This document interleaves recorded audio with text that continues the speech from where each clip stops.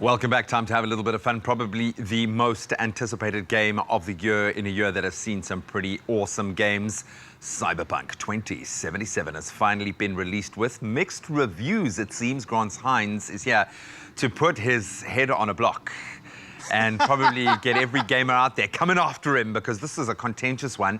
I love it because you play Justin Timberlake in it. No, you don't. No, you don't. No, Who said that? It looks like Justin Timberlake. The guy looks like Justin Timberlake.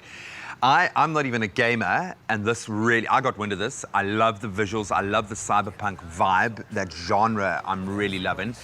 This is a big game, right? It's huge. Is Is it the biggest? This is probably the biggest, most contentious game that has come out in 2020 for a couple of reasons. Firstly, this was announced in 2012. So we've been waiting for this game for a very long time. And you know what happens when you wait for a game by a developer that a lot of people love? Everybody's excited to see and wants it to succeed. You know, nobody wants a game to fail. For sure, but there is massive expectation and a huge amount of resource gets pumped into something like this. Open world, role-playing game. Where does this fit into the ecosystem? Okay, so this is, as you said, open world role-playing game. We can walk around this entire city. This is called Night City.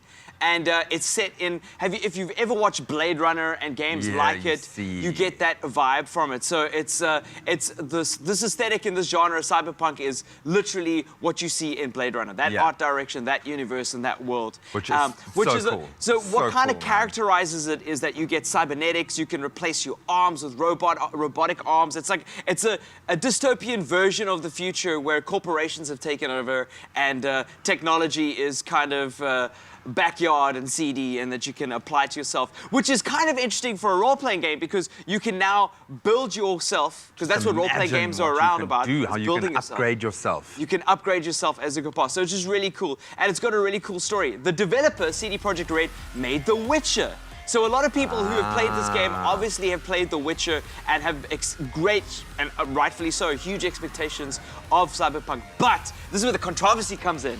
The PlayStation versions of PlayStation 4 and Xbox One versions of the game are terrible. They are absolutely terrible. They are completely broken. The graphics don't work. It looks like they rushed the game to get it out. Buggy. They are buggy as as they can be. Like there are videos online if you want to see funny game videos where the game is just broken. Go check out buggy cyberpunk things. But I've been playing on Xbox Series X and PC. It's fine. And it's fine. He's fine, okay. And it looks, as you can see, it looks absolutely spectacular. I'm sitting around the city, just living in this world, and people love games like this, like maybe GTA. They just did a deal with the game, with the console developers, and they were like, okay, we'll help people get a new console. Okay, so set the scene here. What is the actual storyline, and is it something that you can get invested in? Yes, okay, great. So the storyline is, I'm excited about it. The storyline is a character you play as V. Justin Timberlake. Justin Timberlake. You could be either woman or a man. And one of the most exciting parts about it is that there's a character called Johnny Silverhands, who is a character inside the Cyberpunk universe from the board games. But he is played by Keanu Reeves. Oh my goodness. And he's an integral character in the game. Can that guy not get any cooler? Actually, he is so cool in this game. He is the coolest guy. Like, he really is so cool in this game, and you just feel like he's your best friend. Pretty much, essentially. Without giving too much away, he's your best friend in this game, and Keanu Reeves plays Keanu Reeves, which is really exciting, and he interacts with you, which, like, in your head, which is super rad, and I highly recommend just playing the game purely for Keanu Reeves. Yeah, so that's pretty much the story, and I don't want to give too much away. No, I can hear that you're being quite obtuse about where it is, and you're trying to avoid, because obviously this is a grown-up game. This is for slightly older. Yeah, this is a game for adults. It has mature themes in it.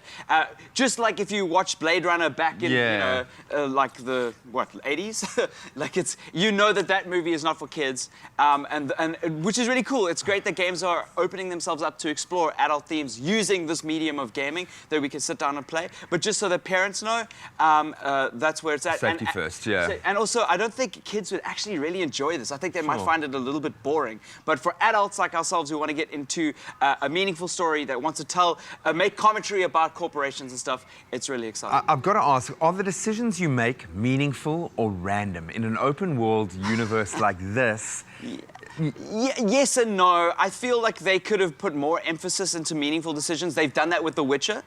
And I think they kind of didn't quite do it here.